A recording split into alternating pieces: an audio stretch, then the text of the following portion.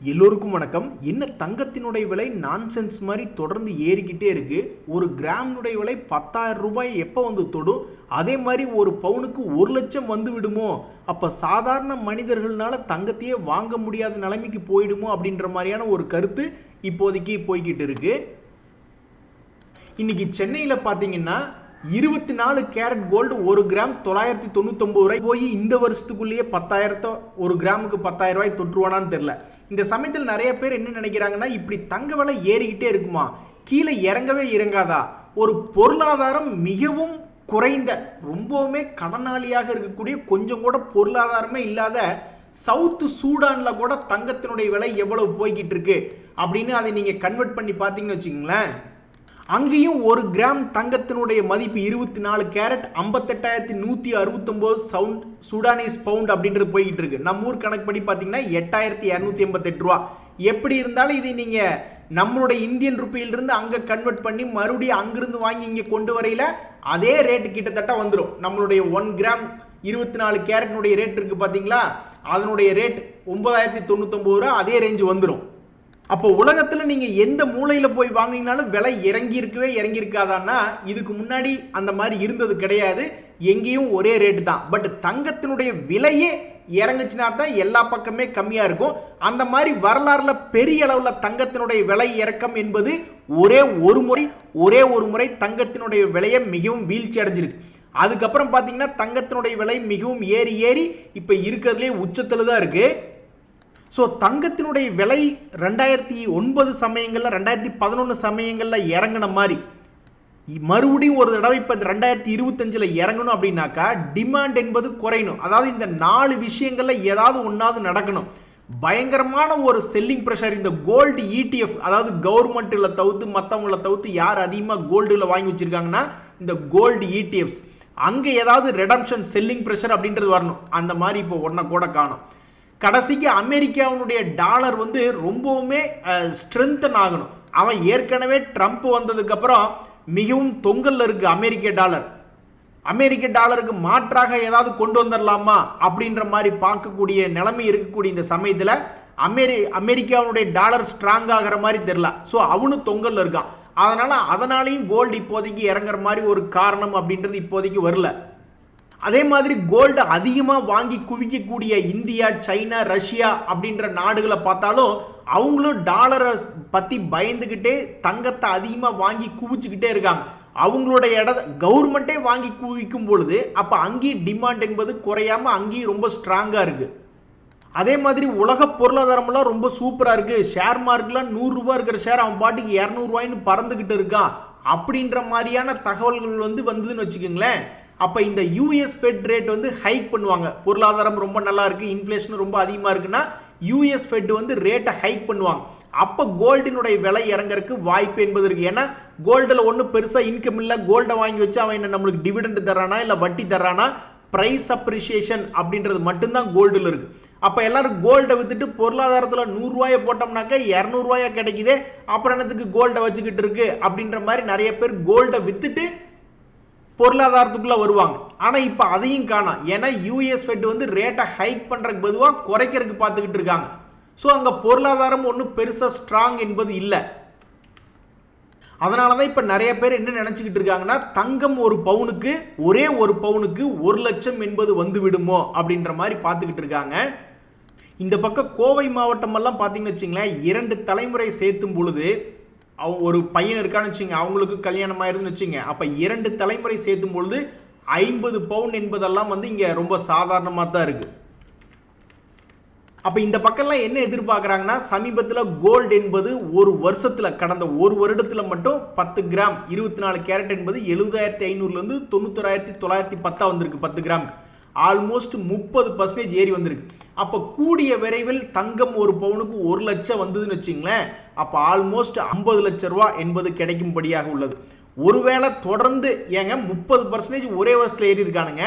அப்போ இன்னும் 2-3 வருஷத்தில் இதே மாதிரி 30 ஏறிட்டான்னு வச்சுங்க, பைலக் ஒருவேளை யோகம் என்பது இருக்குன்னு வச்சுங்க, ஒரு 2-3 வருஷம் கழிச்சு இப்படியே தொடர்ந்து ஏறினானாக்கா கூடிய விரைவில் ஒரு பவுனுக்கு 2 லட்சம் ரூபா அப்படின்னு வந்துருச்சுன்னா இங்கெல்லாம் வந்து இருக்கக்கூடிய எல்லாத்தினுடைய வீட்லையும் அப்போ 1 கோடி ஹார்ட் கேஷ் அப்படின்ற மாதிரி ஆயிடும். அந்த நாள் எப்போ வரும்னு தான் பல பேர் எதிர்பார்த்து காத்துக்கிட்டு இருக்கோம். இடையில ஒரே ஒரு முறை தங்கம் பெரிய அளவில் வீழ்ச்சி அடைஞ்சது. அதுக்கு இது போன்ற சில காரணங்கள் இருந்தது. அது மட்டும் எதுவும் வராமல் இருந்ததுன்னா ரொம்ப சந்தோஷமா இருக்கும். ஸோ எல்லாத்தினுடைய மனசு இப்போ எதை நோக்கி இருக்குன்னா, பவுன் எப்படா 1 லட்சம் வரும், வீட்டுக்குள்ள 50 லட்சம் குதிச்சு விளையாடு அப்படின்ற மாதிரி பார்த்துக்கிட்டு இருக்காங்க. நண்பர்களே, போன வாரத்தில் பல்வேறு பங்குகள் நல்லா மேல் நோக்கி வந்திருக்கான். அதை பார்க்கும்பொழுது இறங்கி இருக்கக்கூடிய ஷேர்களை போர்ட்ஃபோலியோவில் வச்சுருந்தா எப்பா முடியலடா சாமி எங்கனால அப்படின்ற மாதிரி தான் மனசில் தோணும்.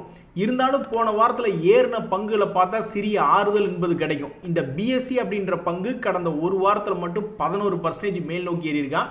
இதுக்கு மிக முக்கிய காரணமாக அவங்க போனஸ் கொடுக்கக்கூடிய ஒரு தகவல் அப்படின்றது ஒன்று வர்றதுனாலையும், என்எஸ்சி வந்து திங்கக்கிழமை அன்னைக்கு அவங்களுடைய வீக்லி எக்ஸ்பைரியை மாற்றி வச்சு டெரிவேட்டிவ்ல ஒரு மிகப்பெரிய வால்யூம் எடுக்கணும் அப்படின்ற மாதிரி பார்த்துக்கிட்டு இருந்தாங்க. அது தற்போது தள்ளி போகக்கூடிய காரணங்களாக இருக்கிறதுனாலையும் கடந்த 5 நாட்களையும் ஒரு 12% ஏறி வந்திருக்கான். பிஎம்எல் அப்படின்ற பங்குமே கடந்த 5 நாட்கள் ஆல்மோஸ்ட் 8% ஏறி வந்திருக்கான். ஹெச்இஜி அப்படின்ற பங்கு 12% ஒரே வாரத்தில், அதாவது 5 நாளில் ஏறி வந்திருக்கானுங்க. ஆஸ்டர் டிஎம் அப்படின்ற கம்பெனியுமே ஒரே வாரத்தில் கிட்டத்தட்ட 10% பக்கம் ஏறி இருக்கு. ஃபோர்டிஸ் ஹெல்த் கேர் கிட்டத்தட்ட 8% ஏறி இருக்கு. இதில் என்ன ஒரு மிக முக்கியமான தகவல்னா, எல்லா பங்குகளுமே கீழ் நோக்கி விழுந்து கிடந்த பங்குகள் தான். 6 மாச லோ, 1 இயர் லோ அப்படின்ற மாதிரி கீழே விழுந்து கிடந்த பங்குகள் தான். அவனு எல்லாருமே இப்போ நல்லா மேல் நோக்கி ஏறி வந்திருக்கான் அப்படின்றதா ரொம்ப மகிழ்ச்சியான தகவல். நண்பர்களே, இந்த சமயத்தில் மிக முக்கியமான தகவல், மிகப்பெரிய ஒரு லார்ஜ் கேப் கம்பெனி ஆகட்டும் அல்லது ஸ்மால் கேப் அல்லது மைக்ரோ கேப் பங்காகட்டும், இந்த பவர் மெக் அப்படின்றது ஒரு மைக்ரோ கேப் இண்டெக்ஸில் இருக்கக்கூடிய ஒரு பங்கு தான்.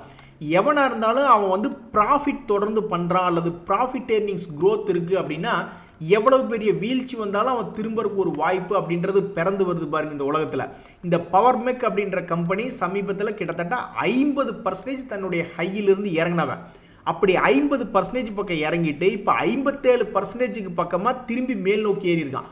இதில் என்ன ஒரு சுவாரஸ்யமான தகவல் அப்படின்னு பார்த்தீங்கன்னா, அவனுடைய குவார்ட்டர்லி ரிசல்ட் என்பது கடந்த 3 ரிசல்ட்டுகளாக நீங்கள் எடுத்து பார்த்தீங்கன்னா அவனுடைய வருமானம் என்பது கொஞ்சம் வளர்ச்சி அடையக்கூடிய விதமாக இருக்குது. அப்படி இருந்த பங்கு மார்க்கெட்டினுடைய வீழ்ச்சியின் போது இவனும் 3700 ரூபா ரேஞ்சிலிருந்து வெறும் 1800 ரூபாய்க்கு வந்து விழுந்துட்டான். 50% வீழ்ச்சி. அதுக்கப்புறம் பார்த்தோம்னா இப்போ அதே 50% ரெக்கவரி பண்ணி காமிச்சிருக்கான். ஸோ இதுலேருந்து என்ன தெரியுதுன்னா, எவ்வளவுதான் எந்த ஒரு செக்டரில் இருந்தாலும் சரி, அது எந்த ஒரு மார்க்கெட் கேபிட்டல் கொண்ட பங்காக இருந்தாலும் சரி, அவனுடைய ப்ராஃபிட் ஏர்னிங்ஸ் க்ரோத் என்பது தொடர்ந்து மேல் நோக்கி இருக்கும் பட்சத்தில் மார்க்கெட் திரும்பும்போது மார்க்கெட் அவங்களுக்கு சப்போர்ட் பண்ணுது அப்படின்றது இங்கே ஒரு முக்கிய தகவலாக உள்ளது. இதையெல்லாம் விட்டுட்டு ஒரு லாபம் செய்யாத கம்பெனியில் எடுத்து வச்சுக்கு வந்தோம்னாக்கா அப்புறம் அவ்வளோதான், கும்பா குட்டி தலை வலிக்குதுடா தலை வலிக்குதுன்னு கம்முனுக்கு வந்துக்க வேண்டியதான். மார்க்கெட் திரும்புகிறப்ப பல பங்குகள் இந்த மாதிரி 30-40% ஏறி வருவான். ஆனால் நம்ம போர்ட்ஃபோலியோவில் இருக்கிற பங்கு மேல் நோக்கி ஏறி வராது. ஏன்னா அது லாபம் செய்யாத ஒரு கும்பா குட்டிகளை எடுத்து வச்சுக்கு வந்திருப்போம்.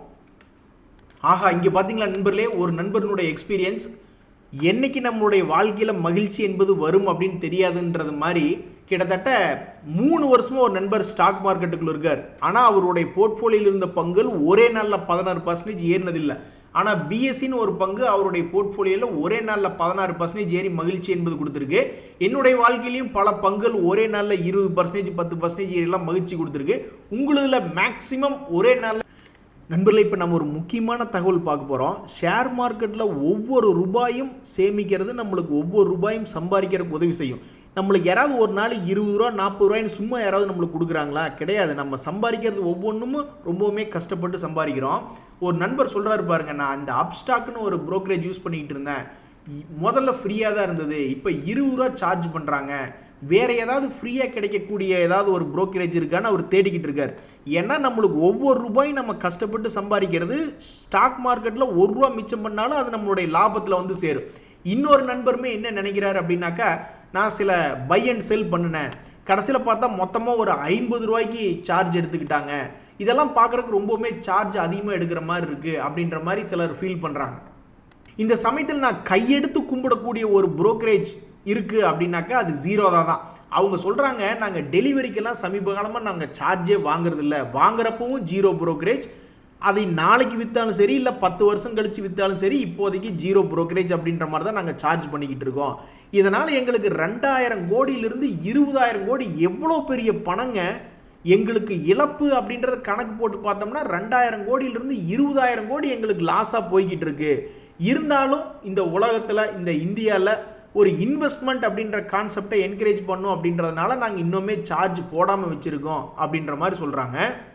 செபியினுடைய தகவல் என்ன சொல்லுதுன்னா, மேக்ஸிமம் இருக்கிறதுலையே மேக்ஸிமம் ப்ரோக்கரேஜ்னா நீங்கள் 2.5% வரைக்கும் சார்ஜ் பண்ணலாம் அப்படின்றாங்க. நான் எத்தனையோ ப்ரோக்கரேஜ் ஹவுஸில் வேலை பார்த்துருக்கேன். நாங்கள் ஃபஸ்ட்டு ஸ்டார்டிங்கில் வந்து 0.5% அப்படின்ற மாதிரி தான் ப்ரோக்கரேஜ் ஸ்டார்ட் பண்ணுவோம். அவர் ஒரு 2-3 லட்ச ரூபா கொண்டு வர்றாரு அல்லது ஒரு 10 லட்ச ரூபாய்க்கு பண்ணுறாரு, வாங்கி விற்கிறாரு, கொஞ்சம் ஓரளவுக்கு பிஸ்னஸ் பண்ணி தர்றாருன்னா நாங்கள் இம்மீடியட்டாக 0.25% ப்ரோக்கரேஜ் கம்மி பண்ணுவோம்.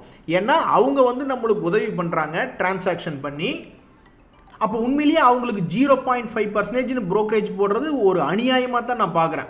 பகல் கொள்ளையாக தான் பார்க்குறேன். ஏன்னா ஒரு 10 லட்ச ரூபாய்க்கு வாங்கி 10 லட்ச ரூபாய்க்கு விற்கிறாருன்னு வச்சுங்க, 0.5% போட்டோம்னா வாங்கியில் 0.5% எவ்வளவு? ஸோ 10,000 ரூபாய் என்பது சார்ஜ்லேயே ப்ரோக்கரேஜ்லேயே போயிடும். ஸோ என்னை பொறுத்த வரைக்கும் 0.5% அல்லது 1%, 2.5% சார்ஜ் பண்ணுறாங்கன்னா அவங்களாம் ரொம்பவுமே எக்ஸ்ட்ரீம் சூப்பர் சர்வீஸாக இருக்கணும். அவங்க நம்ம வீட்டுக்கு முன்னாடியே கை கட்டி நிற்கிற மாதிரி தான் என்னுடைய கருத்து.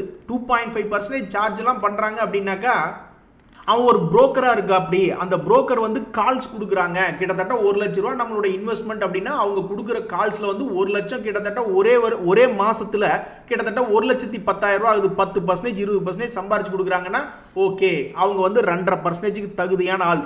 ஆனால் அவங்க சொல்கிற ஸ்டாக்கெல்லாம் நீட்டி படுத்துருது. கேட்டாக்கா நீங்கள் ஸ்டாப்லாம் சொல்லியிருந்தோமே, அல்லது நீங்கள் வந்து லாங் டைமில் 10 வருஷம் கழிச்சு தான் பார்க்கணுன்னா, அப்போ நீ 10 வருஷம் கழிச்சு உனக்கு 2.5% கொடுத்தா உனக்கு ஓகேவா? இல்லை நீ 2.5%க்கு நீ என்ன அப்படி நீ பெரிய சர்வீஸ் கொடுத்துருக்க பெரிய அளவில்? அதாவது உன்னை நம்பி ஒருத்தர் வர்றாங்க, நீ புரோக்கராக இருந்து 2.5% சம்பாரிச்சிருக்கீங்கன்னா அப்போ மாசமான அவருக்கு ஏதாவது சம்பாரிச்சு கொடுத்துருக்கியா? இல்லை லாங் டைம் 10 வருஷம் கழிச்சு சம்பாரிச்சு கொடுக்குற அப்படின்னா அப்போ அந்த 2.5% 10 வருஷம் கழிச்சு கொடுத்தா ஓகேவா?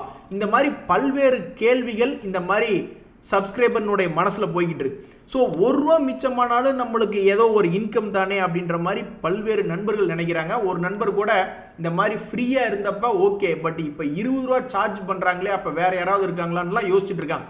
ஸோ என்னை பொறுத்த வரைக்கும் கையெடுத்து கும்பிடக்கூடிய அளவில் தற்போதைய நிலைமையில் யார் இருக்காங்க அப்படின்னு பார்த்தோம்னா, இன்வெஸ்ட்மெண்ட்ஸை பொறுத்த வரைக்கும் இந்த ஜீரோதா புரோக்கர் அப்படின்ற மாதிரி தான். ஏன்னா தகவல் இப்போ தான் போன வாரத்தில் சமீபத்தில் இந்த தகவல் வெளியிட்டு இருந்தாங்க.